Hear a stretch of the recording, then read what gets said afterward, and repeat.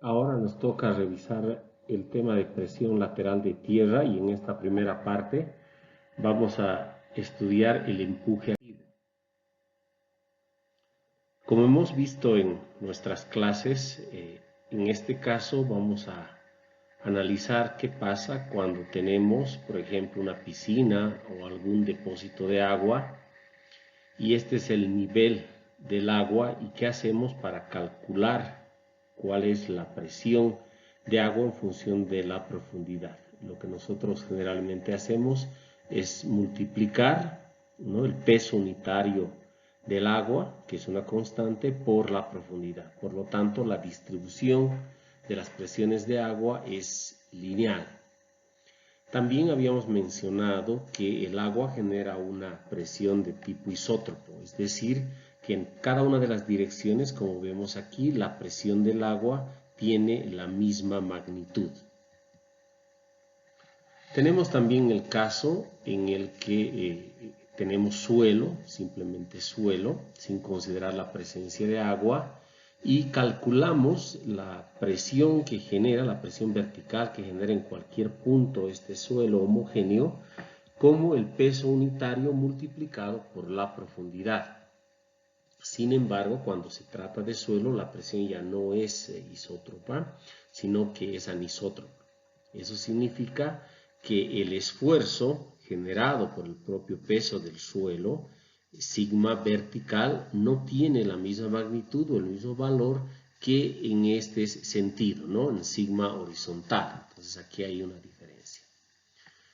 Si aplicamos una carga, pero una carga que tenga una extensión bastante larga en la superficie, en este caso Q, se asume que esa carga va a ser transmitida al terreno de manera constante y nuevamente va a existir una diferencia entre la magnitud de la carga generada en dirección vertical con la magnitud de la carga generada en dirección horizontal.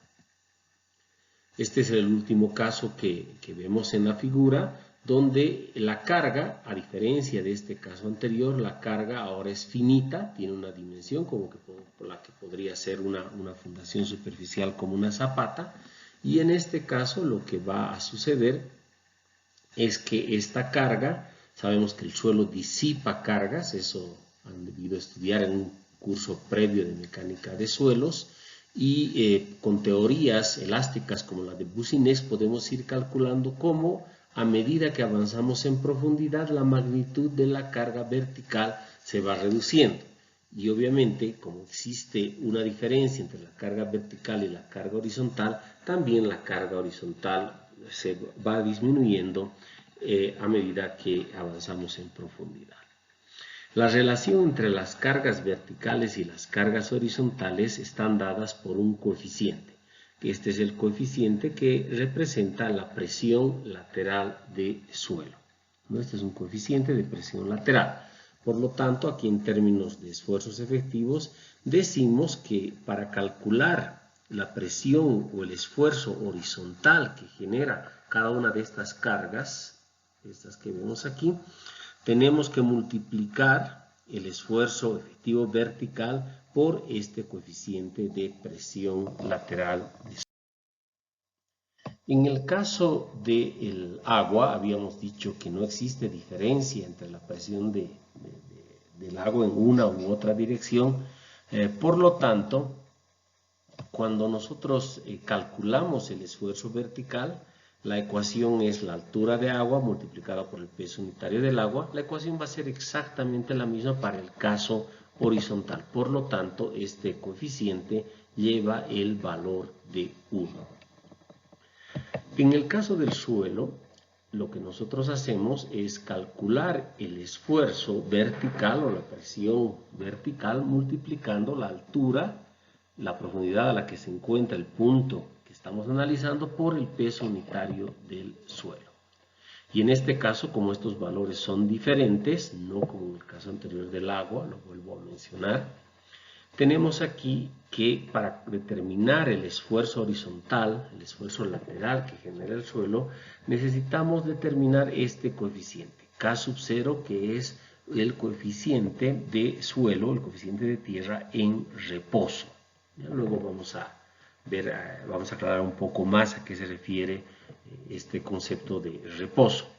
Y multiplicamos por el esfuerzo vertical. Entonces, para determinar las presiones o los esfuerzos horizontales, sabemos calcular el esfuerzo vertical con nuestros conocimientos anteriores. Sin embargo, ahora toca determinar el valor de este coeficiente de presión lateral de suelo en reposo K sub 0. En el caso de una carga infinita, podría ser representada por un estrato nuevo de suelo, en este caso sabemos que el esfuerzo vertical va a ser constante en la profundidad, eso representa esta figura, y es igual a la magnitud de la carga. Nuevamente, para calcular el esfuerzo horizontal que representa esta carga, necesitamos este coeficiente en reposo. Si tomamos, les había dicho, alguna teoría que nos permita calcular cómo se va disipando la carga en profundidad cuando el área de contacto de esta carga es finita, pues sabemos que recurrimos a teorías que utilizan factores de influencia. Sin entrar mucho en ese detalle, pues recordemos que calculamos las cargas verticales multiplicando este factor de influencia por la carga. Y nuevamente, en este caso necesitamos, para calcular el esfuerzo horizontal, multiplicar el esfuerzo vertical por este coeficiente de presión de suelo en reposo. Es decir, que cuando la presión lateral de tierra se encuentra en reposo, esta es la relación. El coeficiente lateral de presión de suelo en reposo no es más que la relación del esfuerzo horizontal sobre el esfuerzo vertical, en este caso en términos efectivos. La normativa AASHTO LRFD de puentes, que está mencionada aquí abajo, 2012, y claro, mucha de la literatura que utilizamos en esta temática nos dice que para un suelo grueso, en estado suelto, normalmente consolidado, ¿no? Para el análisis de muros verticales, este coeficiente puede ser obtenido en función del ángulo de fricción interna, en este caso efectivo, y tenemos que este valor es 1 menos seno del ángulo de fricción. Para el caso de que el suelo grueso ahora sea denso o sobreconsolidado, estas dos personas en 1982 nos presentan esta otra ecuación en la que adicionalmente al ángulo de fricción interno necesitamos saber el grado de sobreconsolidación del suelo, ¿no? Esta relación entre la presión de preconsolidación sobre el esfuerzo efectivo actual calculado en un determinado punto o a una determinada profundidad. Según estos autores, ¿no? Para valores de K sub 0, de 0,4 a 0,6, se utiliza para arenas ligeras consolidadas, es decir, un OCR de 1 a 2. ¿No? Y para valores de OCR mayores, K sub 0, 1.0. ¿no? Entonces, estas son las ecuaciones que se encuentran en varias normativas para calcular la presión lateral de tierra en un reposo. ¿En qué tipo de ejemplos vemos esto? Veamos. Este coeficiente se utiliza para muros que no se deforman o no se mueven. ¿En qué condiciones se da este coeficiente K sub 0? Entonces, por ejemplo, aquí vemos la fotografía del estribo de un puente, ¿no? En el caso del estribo del puente, el muro que tenemos aquí va a estar restringido hacia un movimiento lateral. Lo mismo en las alcantarillas, debido a este tipo de estructura, pues este muro que ha sido calculado, en este caso, debe ser adoptada esta condición de no deformación o no movimiento. Lo mismo en los muros de sótano, asumimos que no sufren ningún movimiento. Para este caso tenemos aquí una tabla que nos da una idea nuevamente de los valores de este coeficiente lateral de presión de suelo, y para diferentes suelos con diferentes consistencias, ¿no? Ahí tenemos estos valores y vemos que pueden ir desde 0,4 hasta 4. Sin embargo, cuando hablamos del diseño de muros de contención, podemos enfrentarnos a una problemática que es la que el muro se mueva o se desplace, ¿no? En condiciones diferentes a las que hemos visto en el anterior slide. Vamos a utilizar esta figura que se encuentra en el libro de Voodoo del 2011, que nos muestra lo siguiente. Este es el nivel del terreno y tenemos un muro que en este caso para la demostración está representado como enterrado, y tenemos el frente del muro y el retro del muro. A una determinada profundidad se encuentran dos elementos de volumen, en este lado al frente el elemento B y aquí el elemento A.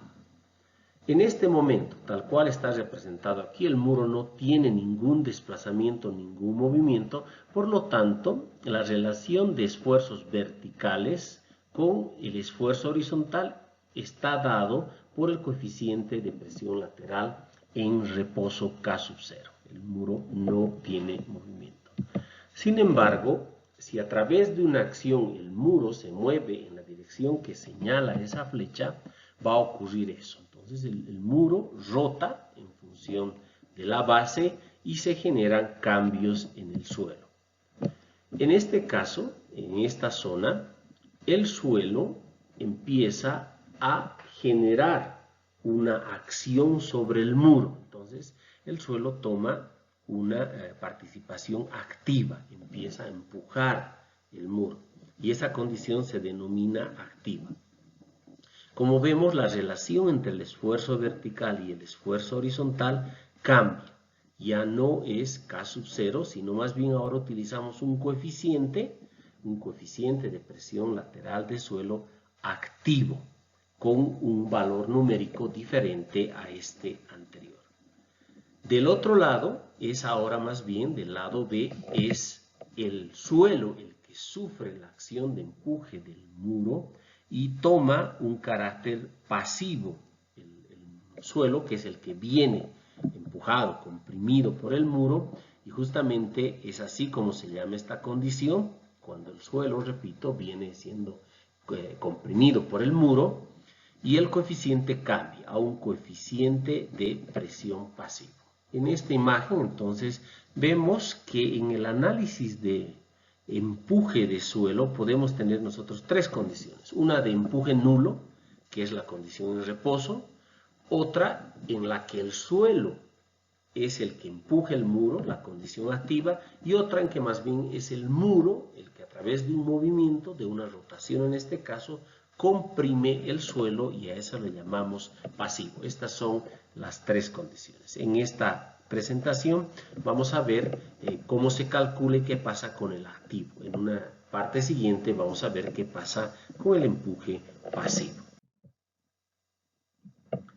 Veamos aquí una representación de varios experimentos que realizó inicialmente Terzaghi, en el que vemos aquí un muro. Esta es la representación simplificada de un muro. Aquí tenemos un muro con una altura inicial h sub 0. Este es el nivel del terreno que sostiene el muro. En este caso, aquí tenemos el coeficiente lateral de presión de suelos, K, que cuando el muro no sufre ningún tipo de movimiento se encuentra aquí está en inglés y dice en reposo, ¿no? Entonces aquí tenemos en reposo, el muro no se mueve.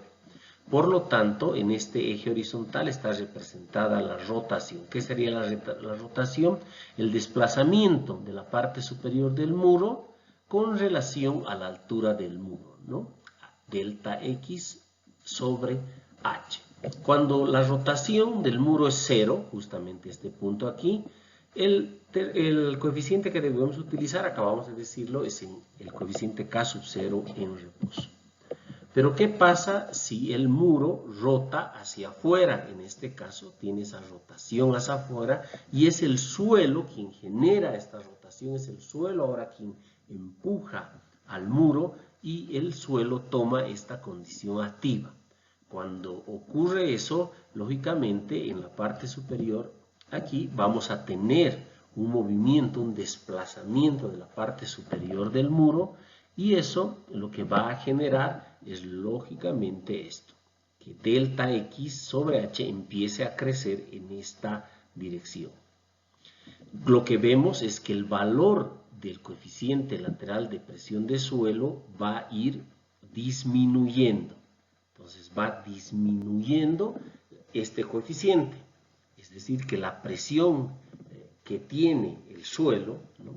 la presión que tiene aquí el suelo, va a ir reduciendo en el sentido horizontal, ¿no? Porque no nos olvidemos que en el sentido vertical podemos calcular esta carga, no se va a modificar. Sin embargo, la presión horizontal depende de este coeficiente K sub 0. Al moverse el muro se relaja esta presión horizontal, por lo tanto es el coeficiente el que se va a ir reduciendo. Cuando llega a un determinado desplazamiento, el suelo aquí genera una falla a través de este plano justamente, y al generarse este plano decimos que hemos llegado a las condiciones activas. Entonces aquí tenemos este coeficiente, que es el coeficiente, para este caso, el coeficiente de presión lateral activa con un valor menor al en reposo. Veamos la otra situación. La otra situación está aquí, que es que el muro rote hacia el terreno. Cuando el muro rota en este sentido, hacia el terreno, es el terreno, habíamos dicho, que toma ahora esta función pasiva, y vemos que delta X ahora va a ir en este sentido, que para nosotros es negativo, y ocurre eso. Entonces delta H empieza a venir en delta X, perdón, empieza a venir en este sentido, y como vemos ahora este coeficiente lateral va subiendo. ¿Por qué? Porque si bien el esfuerzo en el sentido vertical es constante, porque no hay ningún incremento de carga en el sentido vertical, pero sí en el sentido horizontal, pues ahora el muro va comprimiendo el terreno, por lo tanto en el sentido horizontal existe un incremento de fuerzas, ¿no? Y es eso. En esta posición exactamente, vemos que para el mismo desplazamiento, todavía no se ha alcanzado el estado pasivo. Necesitamos tener grandes desplazamientos del muro, grandes valores de delta X, hasta que se alcance realmente la falla pasiva. Esta es la cuña en el estado pasivo que requiere, como vemos, grandes desplazamientos con referencia al estado activo. Resumiendo, para alcanzar el estado activo necesitamos pequeños desplazamientos en este sentido, hacia la izquierda, comparados con los desplazamientos que son mayores para alcanzar al estado pasivo y generar esta línea de falla. Aquí tenemos algunos valores que pueden ser referenciales sobre cuál es el valor aproximado delta X en función de la altura del muro para alcanzar en suelos granulares el estado activo o el estado pasivo. Entonces miren, con valores pequeños con relación a la altura del muro se alcanza el estado activo, y con valores con un orden de magnitud, casi 2 órdenes de magnitud más grandes de deformación, alcanzamos el estado pasivo. Lo propio para los suelos granulares. ¿Cómo podemos ver esto? Esto vemos como una falla, ¿no? Nuevamente tenemos el nivel del terreno y aquí tenemos un muro enterrado en este caso, y el muro tiene aquí un efecto de cortante, de resistencia al cortante. No nos vamos a enfocar en eso en este momento. Simplemente cuando el muro se mueve en el sentido que muestran estas flechas, cuando existe una rotación del muro, se generan, al igual que en la teoría de capacidad portante, estas zonas de falla y tenemos esta amplia zona de falla en el lado pasivo. En cambio, en el lado activo, pues esta zona de falla es menor. Eso es lo que representaba el slide anterior. Mayores deformaciones son necesarias para alcanzar el lado pasivo, la falla por el lado pasivo, y menores deformaciones cuando se da un caso de activo. Vamos a ver entonces cómo funciona esto en términos del círculo de Moore, que es algo que hemos estado viendo en las clases de repaso de resistencia al esfuerzo cortante. Generalmente lo que hacemos es dibujar este círculo de Moore simplemente por simetría en la parte superior. Aquí vamos a dibujar para que se vea en la parte inferior. Tenemos entonces para la representación del envolvente de falla, tenemos los esfuerzos cortantes en el eje vertical y los esfuerzos normales, aunque aquí no está escrito, pero aquí están representados los esfuerzos normales en el eje horizontal. Y aquí ya tenemos indicada la envolvente de falla. Este es el envolvente de falla y el ángulo de fricción interno en la falla. Empecemos entonces ubicando el primero de los puntos que, no sé si recuerdan, el esfuerzo vertical en un ensayo triaxial, por ejemplo, representa el esfuerzo principal mayor, sigma 1, el esfuerzo principal mayor que está aquí. ¿Por qué se denominaban esfuerzos principales? Porque son esfuerzos normales que se dan ante la ausencia de esfuerzos cortantes. Entonces, cuando el esfuerzo cortante es 0, este punto, tau 0, sigma correspondiente a este valor, se denominan esfuerzos principales. Pero eso es algo que ustedes ya conocen. Luego representamos el esfuerzo principal menor. Recordemos, este es un muro inicialmente que no se ha movido, acaba de ser construido, hipoticemos eso, entonces mantiene la posición inicial, no ha sufrido ninguna rotación. Y de ahí decimos que el esfuerzo horizontal viene siendo calculado a través del esfuerzo vertical multiplicado por K sub 0. K sub 0, que es el coeficiente en reposo. Entonces, este es el esfuerzo principal menor, sigma 3, el esfuerzo principal mayor, sigma 1, y trazamos nuestro primer círculo de Moore. Entonces, este es el círculo de Moore que corresponde a un estado en reposo. Lógicamente, como está en reposo, el suelo no ha fallado, nos mantenemos a una distancia prudente, en este caso, de la envolvente de falla. Si trazamos de aquí una línea que sea tangente, no es la línea de falla, lógicamente, es una línea que representa simplemente el estado en reposo. Si el muro no sufriría movimientos o desplazamientos durante su vida de servicio, esta situación de esfuerzos queda ahí, en reposo. Sin embargo, estamos analizando, como dice en el título, el estado activo. Luego vamos a ver lo de Rankine, vamos a introducir ese apellido. Primero hablaremos de este estado activo. Un estado activo, habíamos dicho, es el caso en el que el muro rota en sentido contrario del suelo y es el suelo el que se mueve hacia el muro, reduciendo sus esfuerzos horizontales, ¿no? Eso hemos dicho en los anteriores slides. ¿Eso qué significa? Significa que el esfuerzo vertical, la carga que tiene verticalmente detrás del muro, no cambia. Verticalmente no existe ningún cambio, pero horizontalmente el suelo tiende a expandirse porque el muro se ha alejado y este valor se va a... Este es el muro. Entonces, esta era la situación inicial en reposo, K sub 0. Esa era la ecuación en reposo. Ese es nuestro punto inicial. Luego se da el movimiento del muro y ahora ya sale de la situación en reposo y llega aquí a una situación intermedia.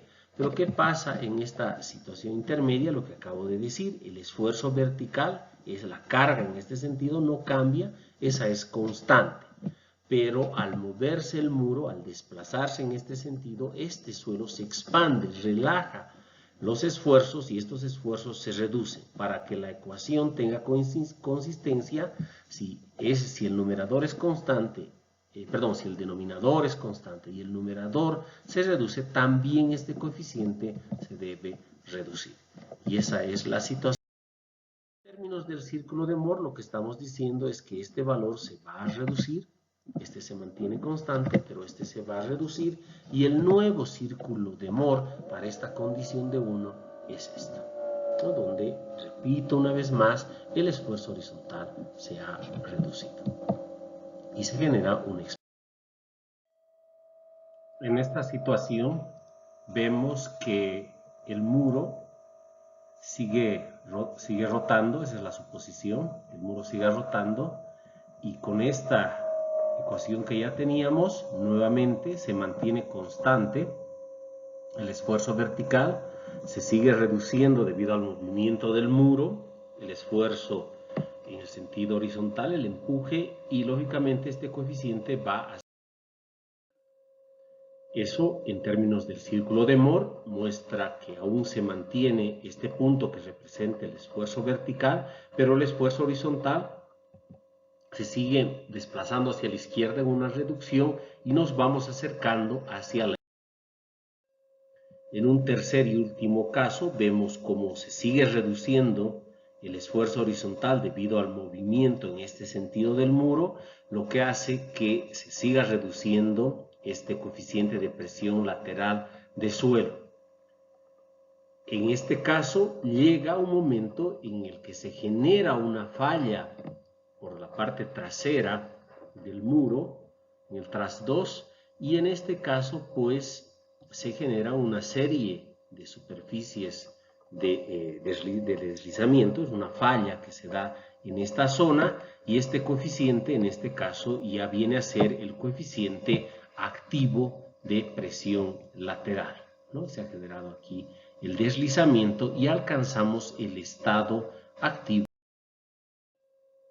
¿Eso qué significa? Que se reduce el esfuerzo horizontal una vez más y se genera ahora sí este círculo de Mohr que al tocar la envolvente de falla, lógicamente llega a generar esta falla, ¿no? Y hemos llegado a esta combinación, el esfuerzo vertical constante y una reducción en el esfuerzo horizontal hasta llegar a esta relación donde sabemos que existe una proporcionalidad entre el esfuerzo vertical y la multiplicación por el coeficiente de presión lateral activo que nos va a dar el valor de esfuerzo efectivo horizontal para esta falla en condiciones, repito.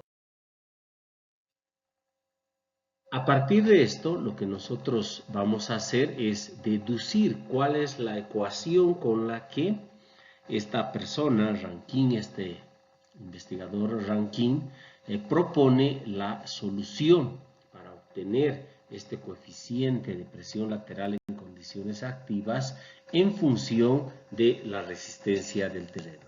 Para eso, recordamos que la ecuación es que el coeficiente de presión lateral activo es igual a el esfuerzo horizontal en condiciones activas sobre el esfuerzo vertical. Este círculo, repito, representa, ahora solo estamos viendo la mitad superior, representa las condiciones activas. Para eso vamos a trazar una línea entre este punto y este punto, ¿no? Ahí, que no es más que el radio de esta circunferencia, y tenemos un triángulo rectángulo con el cual vamos a sacar esta relación de Rankine. Para eso vamos a denominar P a la hipotenusa de este triángulo y vamos a denominar R justamente al radio, que viene a ser uno de los catetos, en este caso el cateto opuesto de este triángulo.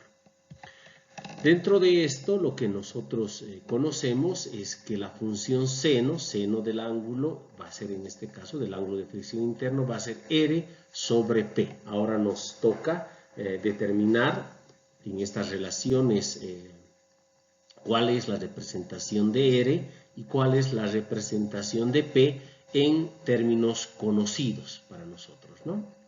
Vamos a ver entonces que de aquí a aquí es el valor del esfuerzo horizontal en condiciones activas, este es sigma A hasta aquí, y este valor de aquí a aquí es R, porque es el radio de la circunferencia. Por lo tanto, R para nosotros es igual a sigma B, este es sigma B, ¿no? Menos sigma A sería el diámetro. Entonces, para que sea el radio, dividimos entre 2. R es igual a sigma B menos sigma A sobre 2. Ese es el valor de R. ¿Cuál es el valor de P? Entonces, el valor de P es R más sigma A. Aquí tenemos R, esta expresión copiada aquí, más sigma A, y haciendo unas relaciones numéricas, unas operaciones, obtenemos que P no es más que sigma B más sigma A sobre 2. Entonces ya tenemos el valor de R, ya tenemos el valor de P, sustituimos en esta ecuación del seno del ángulo de fricción interno, los denominadores que son 2 para ambas expresiones se van y obtenemos esa relación. Haciendo operaciones matemáticas que ustedes las pueden seguir, son bastante sencillas y están representadas ahí, pues llegamos a finalmente que esta relación, el esfuerzo horizontal activo sobre el esfuerzo vertical, que corresponde a K sub A, no es más que 1 menos el seno del ángulo de fricción interno sobre 1 más el seno del ángulo de fricción interno. Y por lo tanto, el coeficiente de presión lateral en condiciones activas propuestas por Rankine es función del ángulo de fricción interna.